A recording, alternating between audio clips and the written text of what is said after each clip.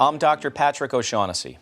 Thank you for joining us for today's episode of CHS Presents Health Connect. Catholic Health Services is an integrated healthcare delivery system with some of the region's finest health and human services agencies. CHS includes 6 hospitals, 3 skilled nursing facilities, a regional home nursing service, hospice, and a multi-service community-based agency for persons with special needs. Under the sponsorship of the Diocese of Rockville Center, CHS serves hundreds of thousands of Long Islanders each year, providing care that extends from the beginning of life to helping people live their final years in comfort, grace, and dignity. CHS is focused on quality, and through this show and many community health initiatives, we promote good health and provide you access to the care that you may need. I'd also like to thank and recognize each of CHS's 22,000 employees and affiliated medical staff members for their ongoing commitment to quality and service excellence, which is evident at each and every patient encounter. You all are the face of CHS, and we thank you for all you do for our patients and residents every day.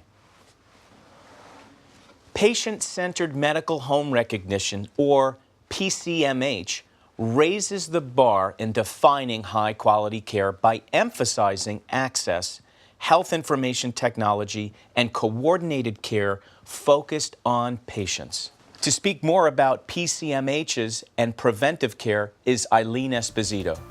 Please stay tuned to today's episode of CHS Presents Health Connect.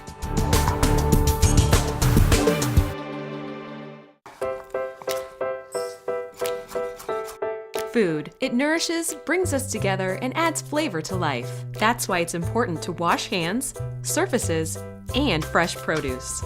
Keep raw meat, poultry, and seafood separate from ready-to-eat foods like fruits and vegetables. And cook to proper temperatures using a food thermometer.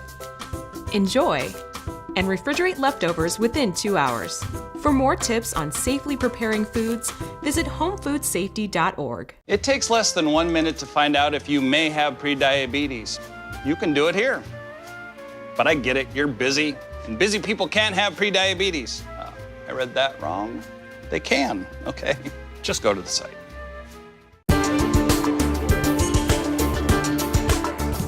Welcome back to CHS Presents Health Connect. Joining us now is Eileen Esposito, Vice President for CHS's Ambulatory Clinical Practice, Catholic Health Service. Thank you for being with us, Eileen. Thank you, Dr. O'Shaughnessy. I appreciate being here. So you know how passionate I am about population health, and you're doing some really exciting, innovating work in practice transformation. And CHS is actually changing the way that we provide care. Can you share with our viewers a little bit about what we're doing differently now? Sure. Practice transformation is so exciting for us. It's really the transformation of our focus in patient care. Right now, our focus, traditional healthcare is fee-for-service, and that just doesn't cut it anymore. So we're going to go into a value-based where everything we do provides value to the patient. The focus in this model really is on prevention. It's on making sure that patients get their immunizations, their pneumococcal and influenza, making sure that we keep patients healthy. It's a beautiful model of care. Well, again, when you think about what is normally called the triple aim of healthcare, right? It is providing better quality at a reduced cost, and high quality care costs less. So that's very important. And then really looking at the overall access changes that we need to do as well. So expanding access for our patients and putting patients at the center. How do some of the new models that we're putting in our physicians' offices accommodate those needs? So the newest model we're using is called patient-centered medical home. In patient-centered medical home, care is very, very collaborative. The patient engages with us to go into a system of care where the provider is collaborating with all other providers, really pulling the whole thing together into one seamless model. It's a way of providing, you talked about access. Well, in a patient-centered medical home, you have access in many cases from 7 o'clock in the morning till 8 or 9 o'clock at night. We provide hours on Saturday. We even provide same-day visits. That's so important. I mean, you know, I'm an ED physician, so for Yes. me, actually, I can't even say banker's hours anymore because the banks Oh, no. evolved their business models. They're not just 9 to 3 anymore.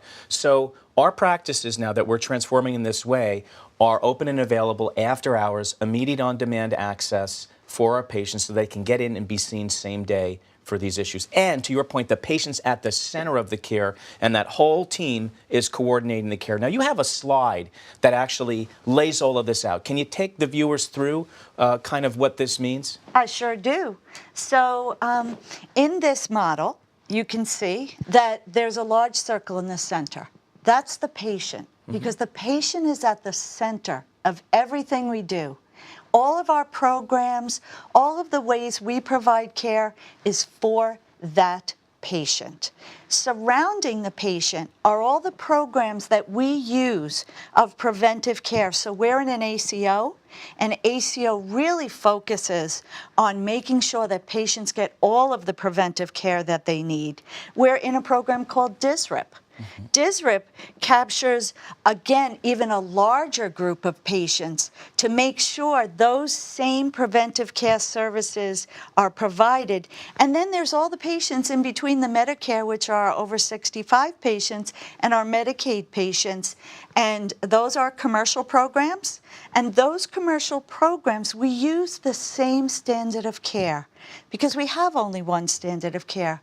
If you're a diabetic, it doesn't matter how you pay. What matters is that you get good preventive care. And then you'll notice that the model is actually framed by a larger triangle. That triangle is known as the triple aim. You referenced it before.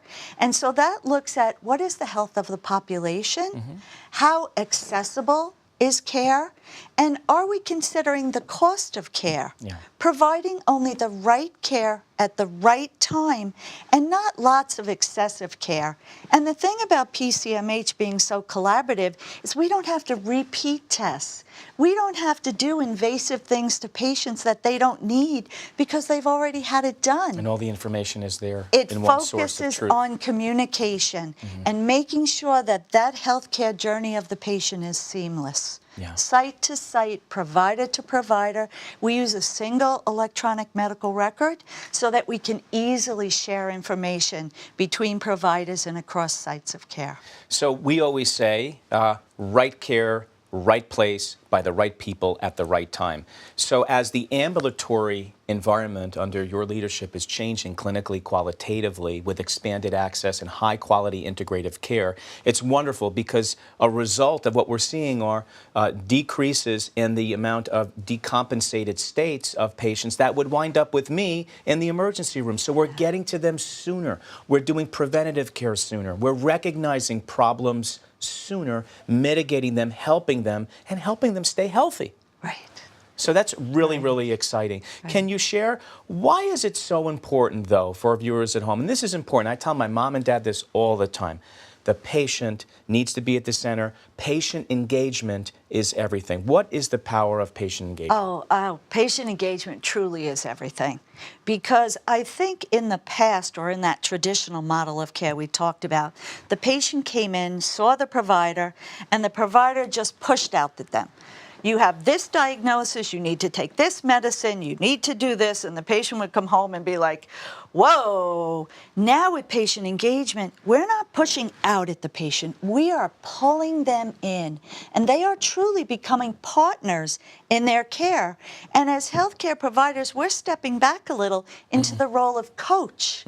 We are coaching patients to take greater control of their health care, to actually manage their health care with our help and guidance. And what we're seeing is that patients are more willing to come in to see the doc. They're not afraid they're going to get yelled at anymore because they gained 10 pounds. They feel like, okay, maybe I gained 10 pounds. Tell me what I can do. And then you may do shared decision making with them. And you can say, well, you can do this. Or this, or this, but we're not going to overwhelm you asking you to do all three at once, but Dr. O'Shaughnessy, if you're the patient, what feels comfortable to you? What do you want to work on first? And when I ask you what you want to work on first, you think, oh, I can do this. I can make decisions too because it's my body and my health. Patient engagement truly is the key to where we're going in the future with all of our models and all of the care that we provide. Yeah, I think that's very well said, and I can't agree more. Without the patient being engaged in their care, we're not going to be successful. It really is a partnership, and that's what we're working towards at CHS and what we've put into many of our practices already, with more going live and this whole transformation to PCMH. Yes. So it's very exciting, and I want to thank you, Eileen, for being on our show today, being with us. My pleasure. Thank you. I appreciate the opportunity to tell our audience about the great care we provide at CHS. Thank you, Eileen. When we get back, we'll continue to talk about PCMH and preventive care. Please stay tuned to CHS Presents Health Connect.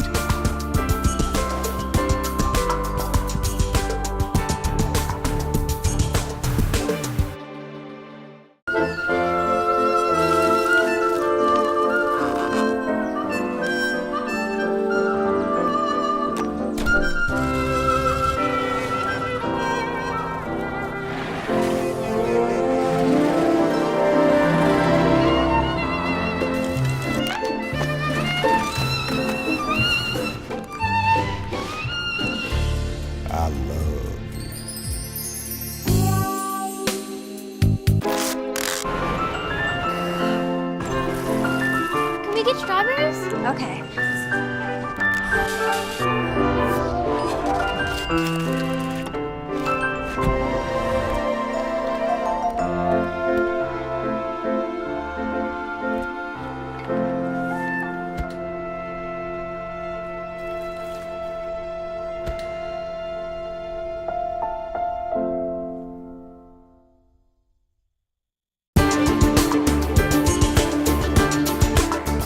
Welcome back to CHS Presents Health Connect. We are now joined by Dr. Nicholas Otto, family medicine, and Karen Hunter, registered nurse, both of Great South Bay Medical Practice Catholic Health Services. Welcome to you both. Thank you. It's a pleasure to be here. Thank you so much for being on the show today. You know, today's topic is PCMH, or Patient-Centered Medical Home and Practice Transformation. Let me start with you, Dr. Zotto. What has this meant for you in your practice and the way that you care for patients? Since we've adopted the patient-centered medical home model, we are finding our patients are more empowered to get involved in their care. One example is MyChart. MyChart is a program that's associated with our electronic medical record where patients can access test results, update medical histories, and communicate with the office. Yeah. So, for example, they may go for a test and they may review it before they come back to the office. So when they come back to the office, they're not coming in to find out that their cholesterol's high. They already know it's high. They want to know what the next step is. Right. So they've advanced the conversation at the time of the next visit.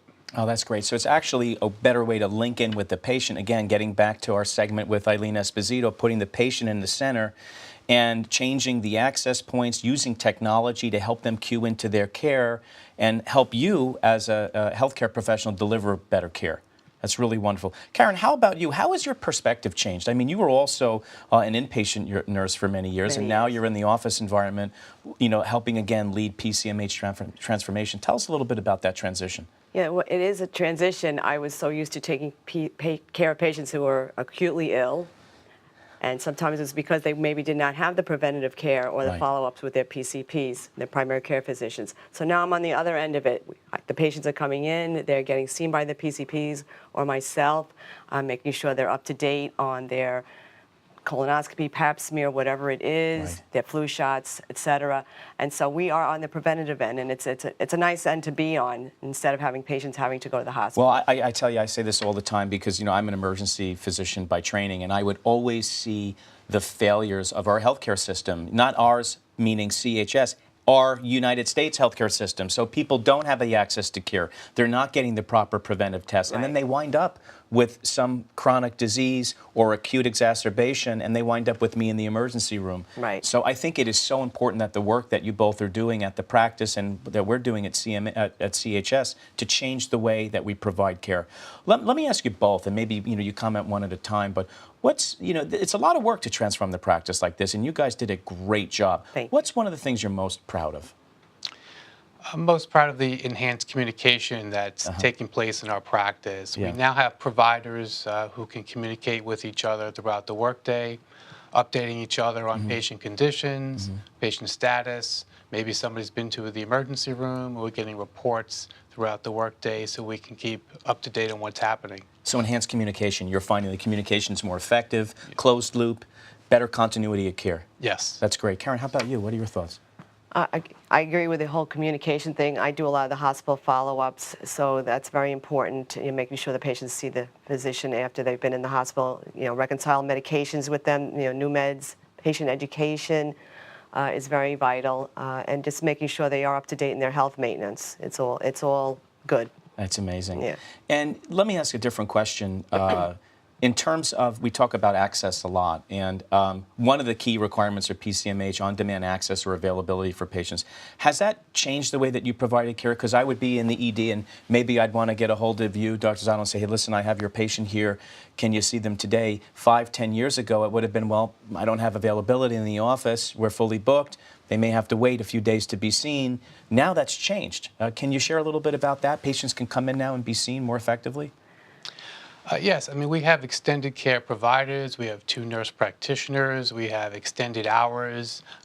We try to save time in the schedule for acute care, just for that situation where somebody wakes up and they need to be seen that day. You can get them in right away. Yes. That's great. And has it been difficult to accommodate and do that flip, Karen? Because, in a way, it's kind of like, a little bit like the ED, because now patients could just be calling and saying, hey, look, I got to get in to see the doctor today. Yes, matter of fact, I get a lot of those phone calls. We call them triage. Yeah. And I will talk to the patient and determine, is this something that sounds very serious, that they maybe do need to go to the emergency room. A lot of times I consult with the physicians. But other times it might not be as serious, and yes, let's see if we can get you in today, and they have same-day appointments when, it's best that we can. That's great. Yeah. So have there been any other processes that you may have helped develop at the practice to help provide that level of care? Karen, can you think of anything else that you'd like to share with the viewers at home about how the practice has changed and what services you're providing? Well, we are trying to concentrate on population health, diabetic patients in particular, sitting down with them, setting goals, care plans, making them an active part. Again, putting the patient at the center. Yes, correct. And how's that been working? Do you find people are receptive to that? Yes, they are, and they, it's a positive reinforcement for them, because if they come back in and say their A1C was a certain level and now their A1C has gone down, if they see, oh, look, this is working, they're more likely to follow up on their diet and taking their medications and seeing the physicians for their follow-up. That's great. And Dr. Zotto, how about you? I mean, when you think of it, there's a lot of talk in healthcare today that we're spending a lot of money in the United States, and it's a non-sustainable model. And I think part of it is that in order to bend the cost curve of healthcare, you have to bend the disease curve. And I don't want to sit here and say that we can prevent every disease from forming, but many times we can delay onset or minimize impact of acute exacerbations of chronic disease. How has this model and the way now that you think about providing care changed the way that you practiced? You mentioned your communication has gone through the roof in terms of closed loop, but what else are you seeing now as a result of this transformation that has benefited your patients? We've adopted a team model in the office. We have our providers working really closely with our staff. For example, in the morning before we even start our day, our physician will meet with the medical assistant, we'll scan the day's schedule, we'll look for patients that have special needs. Maybe they were at an emergency room, they need a report pulled. Maybe they're on special medication, they need authorization for that medication. We're trying to make the visit more efficient. Yes. We're trying to add value to the visit. We're trying to use the time the most wisely that we can. That's great. I mean, it sounds like you're doing a lot of the things that we've learned from other industries, right? Whether it be the airline industry or other high reliability industries, on how we can really work together in teams, communicate well, begin to look at areas of potential risk or complication and put plans around that. We're very fortunate to have South Bay Family Medical and have you both on our team. And thank you for the great work that you've done to transform the practice. So Thank you. you're Thank welcome. you for having Thank you us. for having Thank you us. for being yes. here today with us. We'll be right back for my final thoughts and my health tips and solutions. Stay tuned.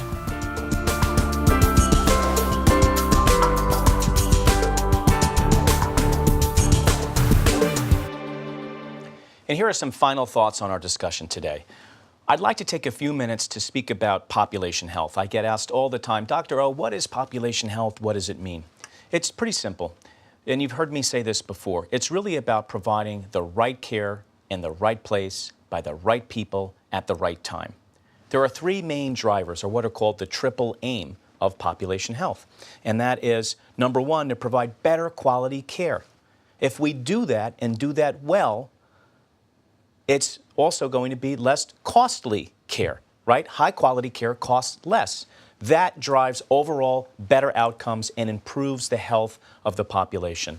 So my message for you today is really to be informed, to be engaged, to get in to see your primary health care provider, get the proper preventive test that you need, and really be engaged in your care. We can't do this without you, and that's why we're putting you at the center of care. And now for my health tip and solution of the day.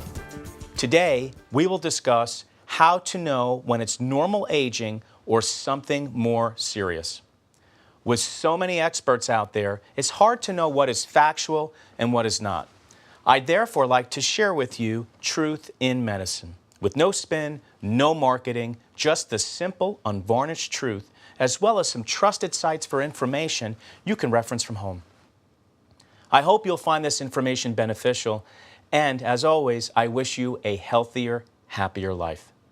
Today, we will be discussing the difference between memory loss, dementia, and Alzheimer's disease.